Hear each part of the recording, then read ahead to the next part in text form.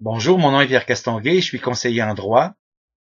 Je vous parle dans le contexte de mon blog Castonguay Society et je vais vous parler du droit au logement.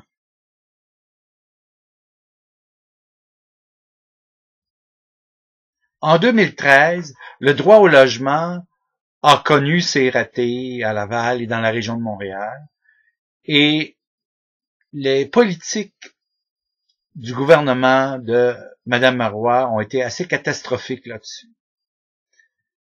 Je pense particulièrement au problème des itinérants. Écoutez, il y avait un excellent programme qui était un programme de logement d'abord, Housing First, qui est un programme qui a été utilisé au Canada anglais aussi dans 4 autres villes en outre de Montréal. C'était un programme fameux. Ça permettait de dire, on a un itinérant et on lui offre, pour des conditions minimum, le fait de lui offrir un logement en premier. Et c'est un programme nord-américain qui est extraordinaire, parce qu'on s'est aperçu que dans les besoins de base, on se rappelle tous de la pyramide de Maslow, là, avec les besoins de base, dont le besoin de logement qui est un besoin de base, on s'est aperçu que quand on prend des sans-abri, on leur offre la possibilité de être logés d'abord et avant tout. Par la suite, on peut se permettre de leur offrir différents programmes sociaux et finalement leur permettre aussi de retourner sur le marché du travail. Alors, le programme Housing First était assez simple. Au sein de ce programme-là, il y avait des travailleurs sociaux, travailleurs de rue, un père aidant, et qui permettaient le maintien en logis et qui aidaient donc les gens. On offrait aux itinérants la possibilité de se loger dans des logements ordinaires où même souvent les voisins n'étaient pas des gens qui avaient des problèmes d'itinérance ou de santé mentale, et ça permettait de réintégrer les itinérants dans un vrai tissu urbain. Ce qu'on demandait aux itinérants, c'est de quel type de logement tu désires avoir. Si on te donnait un logement, quel type de logement tu désirais avoir? Et là, ils exprimaient, est-ce que c'est dans un édifice de logement restreint avec 4 ou 5 logements, ou est-ce que c'est dans une tour de logement où il y a un grand nombre de logements? Et on lui disait, écoute, si tu es prêt à accepter 2 conditions, premièrement, on va te redonner une identité juridique, là, c'est-à-dire qu'on va aller te chercher tes cartes, là, assurance sociale, assurance maladie, on va aller chercher aussi un montant d'aide sociale. Et si tu es prêt que 30% de ce montant que tu reçois de l'aide sociale serve à te loger, donc on va prélever 30% de ce montant-là. Et si tu es prêt aussi à rencontrer une fois par semaine notre intervenant, on te loge. On t'aide à trouver un logement, dis-nous dans quel type de catégorie de logement tu recherches, et on va t'aider. Écoutez, c'est un programme en or, parce que quand on redonnait la dignité et la sécurité du logement à des individus, ça permettait de replacer ces individus-là dans la société, et bien souvent, ça leur permettait donc de participer à des programmes et finalement retourner sur le marché du travail. Et on s'est aperçu que dans ce type de programme-là, et rare dans ce programme-là, qu'on avait à offrir plus qu'un second logement, si le premier logement ne faisait pas l'affaire. Et la plupart du temps, les gens finissaient par se stabiliser et rentrer dans un fonctionnement sociétal, social, qu'ils ont connu pour certains d'entre eux avant et que d'autres découvraient. Alors, c'était un très beau programme. Madame Marois, je comprends pas que vous ayez mis la hache là-dedans.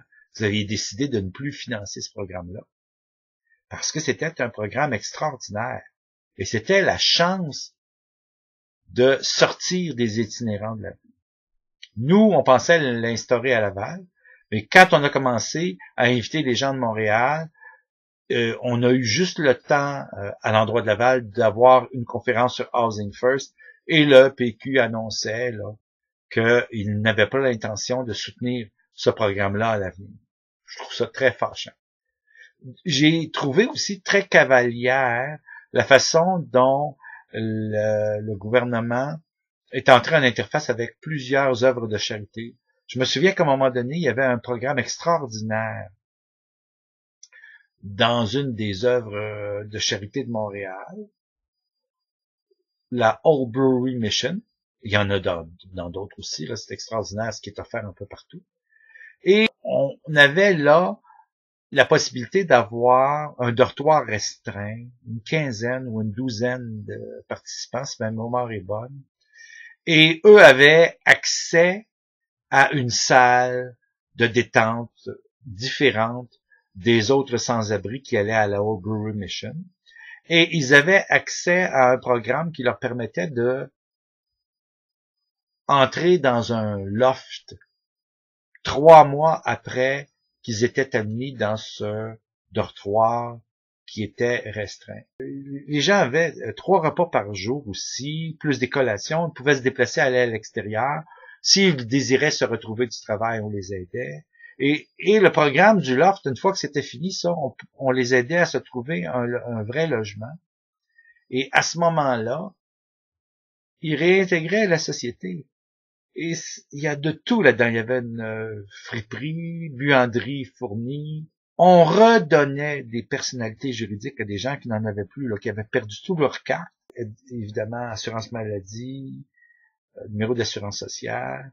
Et on rebâtissait des individus de pied en cap. Et on les aidait. Et encore là, le PQ, je ne sais pas, là, j'ose espérer que c'est pas parce que la Old Brewery Mission est gérée par des gens qui viennent d'une confession religieuse en particulier. Si c'est ça, ça fait dur. Si c'est la raison pour laquelle le PQ ont eu de la difficulté à appuyer la mission du Old Brewery Mission, ça fait très dur à ce moment-là. En tout cas, j'ose espérer que c'est pas ça. Que c'est pas pour des raisons là de laïcité, encore une fois, puis de retombée secondaire de la charte, parce que là je commence à en avoir assez. Ce sont les sans-abri qui est comme. Vous savez, avec les froids sibériens qu'on a actuellement, hein, les déplacements des vents circumpolaires, puis la descente de ces cordons de déplacement des vents beaucoup plus au sud que le cercle polaire, on se retrouve avec des conditions qui sont très dangereuses pour les sans-abri. Et à ce moment-là, il y a eu beaucoup de risques pour les sans-abri, risques de mort. C'est pas le temps de donner du trouble à des gens qui ont des programmes pour aider les sans-abri. Les différents organismes, là, la Maison du Père, la Old Brewery Mission, etc., tous les organismes avaient des navettes et ils transportaient les sans-abri d'une ressource à l'autre quand une ressource était saturée par le nombre d'utilisateurs. Et j'ai trouvé ça admirable. On a dans le tissu social des organismes qui sont chargés de s'occuper des gens et de leur redonner une personnalité administrative et leur redonner un rôle sociétal, les valoriser, tout ça. Je pense que ces gens-là doivent être aidés en tout temps. Et je ne vois pas pourquoi le PQ a commencé à donner de la misère cette année à différents programmes, dont ne pas reconduire Housing First. C'est vraiment primitif comme décision. Alors, je trouve qu'il y a eu un net recul dans le droit au logement au Québec, à Montréal et à Laval en particulier, en 2013.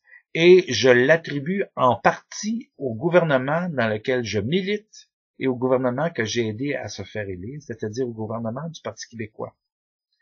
J'ai tellement de choses à reprocher aux libéraux, hein, parce que eux, ils nous ont mis au Québec dans une situation où on avait de la malversation, de la corruption, de la collusion, et on ne finit jamais d'entendre à la commission Charbonneau tous les écarts en matière d'éthique, en matière de gestion, en matière d'administration publique qui ont eu lieu durant les règnes de Jean Charest et de l'équipe qui est aussi celle de M. Couillard. Mais en matière de logement des sans-abri, je les trouve supérieurs à ce que le Parti québécois offre en ce moment. Nous, on avait un projet à l'endroit de logement social, et là aussi, c'est en train de piquer du nez sous l'aile du Parti québécois. Incroyable. Donc, moi, je suis pas satisfait actuellement des efforts déployés par le Parti québécois pour aider les plus démunis de la société et ceux qui sont tombés en bas du filet social. Et c'est tout à fait vrai quand certains journalistes disent c'est parce que ça brasse pas assez. Et moi, je pense que c'est tout à fait vrai. Si les gens sortaient dans la rue pour exiger que les filets sociaux soient renforcés, les gouvernements ne descendraient pas aussi bas en imposant aux plus pauvres de la société, des gens d'ailleurs, vous savez comment les sans-abri ne demandent à peu près rien. Et ce ne sont pas les sans-abri qui viennent le plus hanter les ressources, achaler les gens pour leur demander d'être intégrés dans des programmes. Habituellement, ils ont justement décroché de la société parce qu'ils n'espèrent plus rien, ils n'attendent plus rien de personne. Alors, quand on a des programmes qui courtisent cette clientèle et leur permettre de redevenir des citoyens fonctionnaires, qui vont gagner des salaires, collaborer à l'économie en achetant des choses, en payant des impôts, la foi du grand Dieu. Il faut aider ces programmes. Alors, recul net au niveau des plus démunis de la société, et je pense encore à ces mesures qui ont fait très mal la part du Parti québécois aux plus pauvres de notre société, hein, de dire, par exemple, on enlève le surplus pour les gens de mon âge, là, 55 ans à 58 ans. Okay. Sur l'aide sociale, ces gens-là ne sont plus aidés. Et c'est très difficile de se replacer.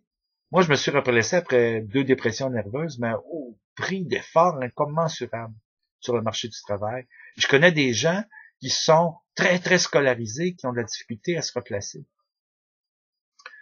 Alors, je pense que de demander à des gens qui n'ont même pas assez d'argent pour acheter le nécessaire, de avoir encore moins de soutien, c'est de l'inconscience. J'oserais même dire que c'est à la limite, je trouve que mon gouvernement, que j'ai aidé à élire, fait preuve de méchanceté administrative envers les plus pauvres de la société. Puis on a extensionné cette espèce d'égocentrisme sociétal jusqu'à dire aux jeunes couples qui ont des enfants de moins de 5 ans que là aussi on ne les aidait pas. Incroyable.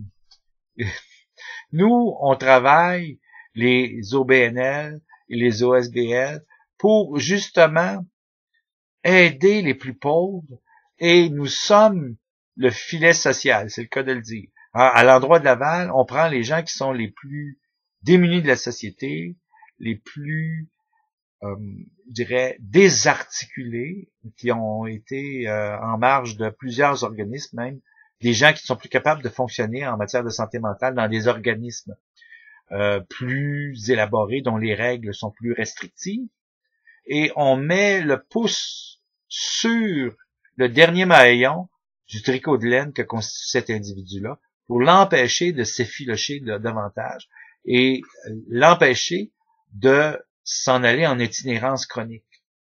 Alors, bien souvent, cette année, j'ai dû aller en dessous du pont-Viau puis courtiser des gens qui étaient sans abri pour les amener à utiliser des ressources.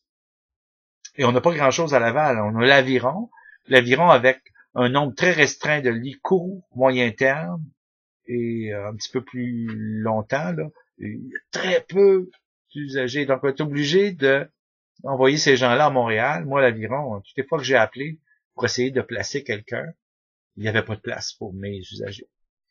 Donc, il n'y avait pas de place pour les sans-abri que moi j'ai trouvé. C'est toujours plein à craquer. Et c'est à plein 3 mois avant l'inauguration officielle de la ressource. C'est dire comment on manque de ressources. Et à Laval, on n'a aucune ressource, aucune, pour les enfants qui, par exemple, se font mettre dehors ou fuient parce qu'il y a des violences familiales.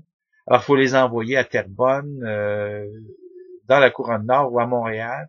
Et ces enfants-là se retrouvent complètement déstabilisés d'être logés ailleurs.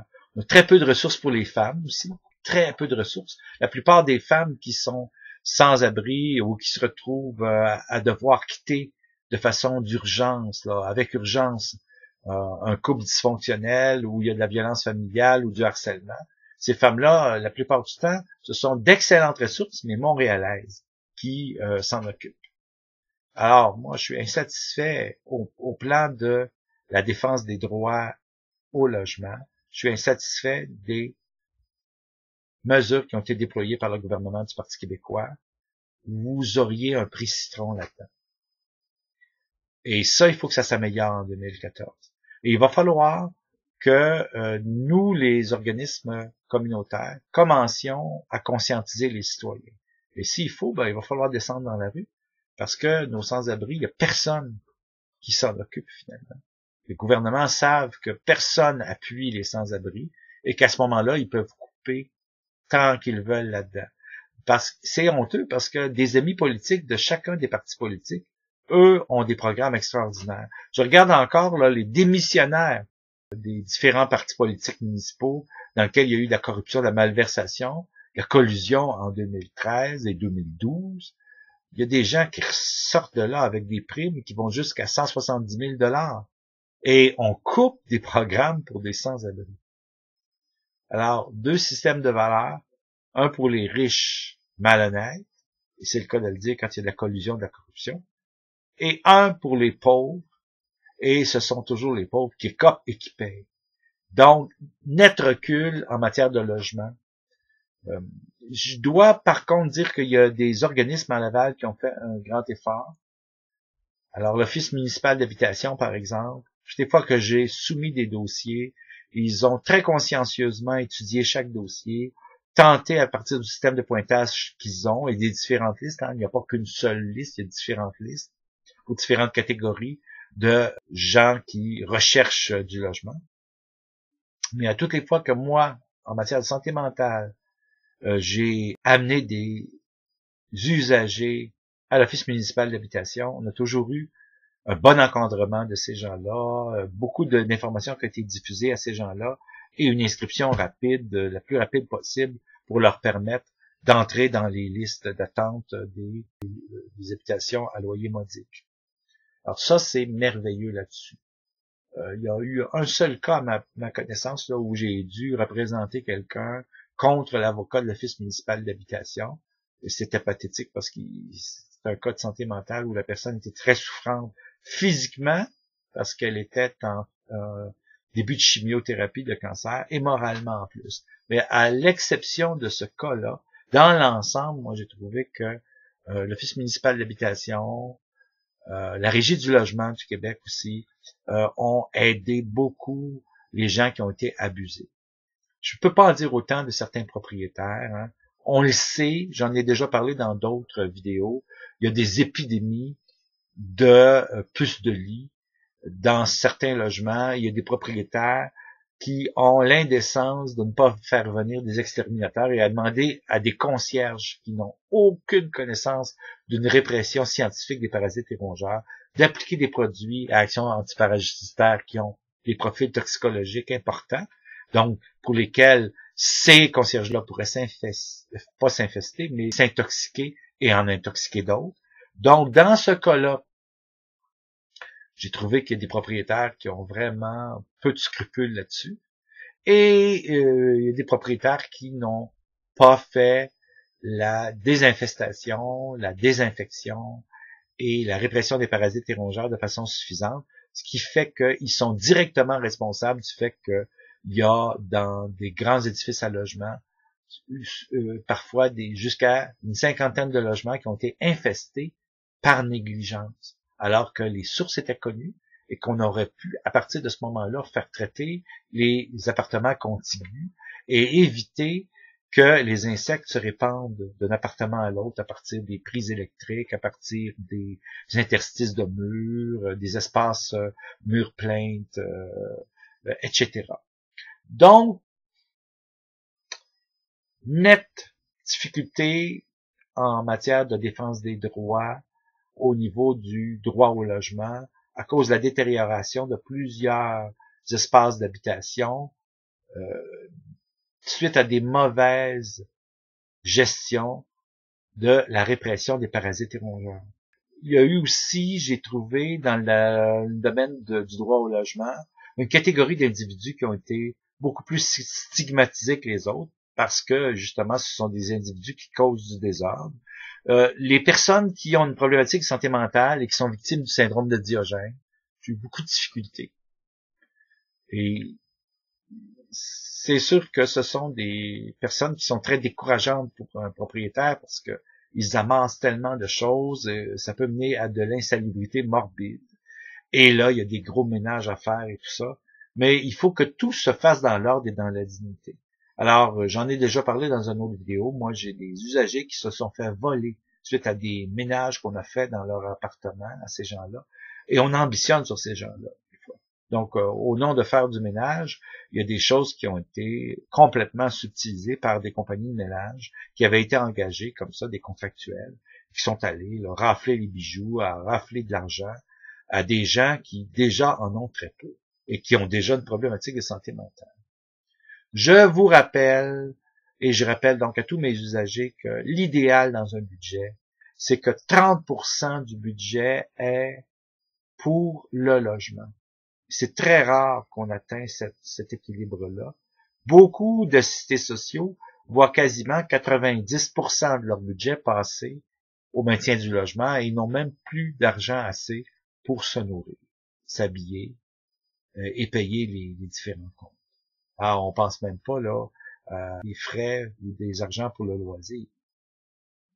Alors, c'est sûr que dans le cas des assistés sociaux, surtout des assistés sociaux qui ont des difficultés parce qu'ils ont des problématiques de santé mentale depuis des années, lorsque ces gens-là sont sévèrement contraints face aux emplois, il faut ne pas hésiter, et j'invite les autres conseillers en droit à le faire des démarches auprès des médecins traitants, des psychiatres, des infirmières, toutes les équipes finalement de suivi, pour que des dossiers de contraintes majeures à l'emploi, des contraintes sévères à l'emploi, puissent être remontés de façon à ce que ces gens-là, qui ne sont plus capables d'aller sur le marché du travail, soient aidés par des montants de secours qui leur permettent d'avoir une vie un peu plus décente.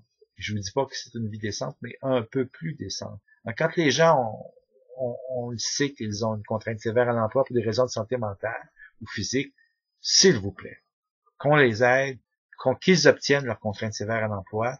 Et à ce moment-là, c'est près de 1000 $ qu'ils reçoivent par mois là, de l'aide sociale. Et ça nous permet de loger mieux ces gens-là, mais c'est surtout de se nourrir mieux. Et ça, c'est important. C'est cruel, l'absence de ressources à court terme pour les femmes, pour les sans-abri, pour les enfants. Laval comme à Montréal, il en manque encore. Mais à Laval, ça manque cruellement. Vraiment cruellement. On est vraiment en déficit parce que pour le pourcentage de la population qu'on représente au Québec, on est loin d'avoir notre quote-part de ressources qui permettent un filet social décent pour les plus démunis, les plus pauvres de la société. Alors, c'était Pierre Castonguay, conseiller en droit, et j'ai fait un survol de ce qu'il y en est. Juste un petit conseil aux gens qui sont sur des listes des offices municipaux d'habitation. Vous savez, lorsque vous êtes sur la liste et qu'on vous offre un logement, vous devez l'accepter. Sinon, vous perdez tous vos privilèges, votre positionnement sur la liste et tout retombe à zéro et vous êtes 1 an en pénalité sans pouvoir acquérir un logement. Alors, ne faites pas de demande à la légère pour des logements à loyer modique, parce qu'à ce moment-là, les conséquences de ne pas accepter les offres que les organismes vous font, ils peuvent être fâcheux pour vous. Alors ça, c'est important.